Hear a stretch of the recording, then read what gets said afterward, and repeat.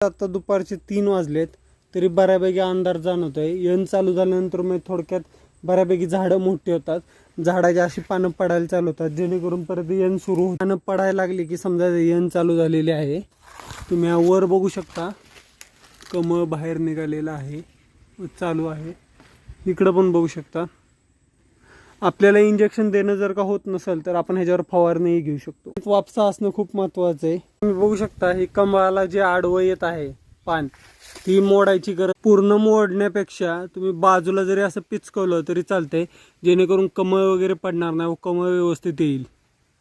तुम्ही बघू शकता कमळाला हे पान आडवं येत होतं, आपण या हाताच्या साहाय्याने हे असं असं करून काढत आहे. आणि हे पण पान आपल्या रानातले बऱ्यापैकी सगळी झाडं एकसारखे आलेली आहेत.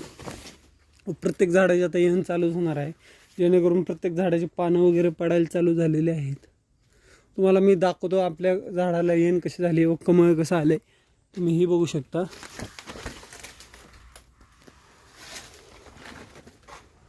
आडवं आलेलं असतंय ते पान काढून घ्यायचं, नाहीतर इकडं असं एक साईडला अडकून घेणं महत्त्वाचं आहे, जेणेकरून तुमच्या फणीतल्या ह्याला डाग वगैरे पडणार नाही. आता आपण केळीची फण्या मोजू.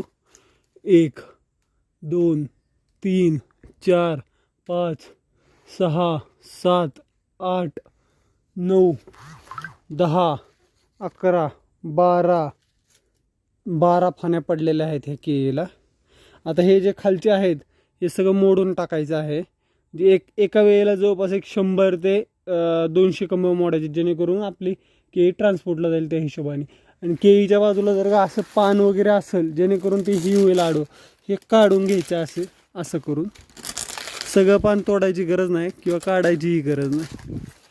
आपण आपल्या केळीतली वरची फण्यांची संख्या मोजतोय. 1 2 3 4 5 6 7 8 9 10 11 12 13 14 ही 15 16 17 18 19 20 21 22 23 24 25 26 27 आणि एक पलीकडे एक 28 संख्या आहे. शेतकरी मित्रांनो, आता केळीची येण चालू असताना रानात वापसा कंडिशन खूप महत्त्वाचे आहे.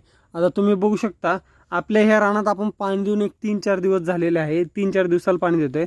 आता चालूला आपण वापसा कसा ओळखायचा. आता ही माती घेतलेली आपण, ही माती अशी गोळा करायची आणि वरनं सोडून द्यायची. हा फुटला म्हणजे आता आपल्या वापसा कंडिशनमध्ये आहे व ह्याला 2 व 3 दिवसालाच पाणी द्यावं. आता ज्याची जशी माती असेल त्यानुसार त्यांनी पाण्याचं नियोजन करावं.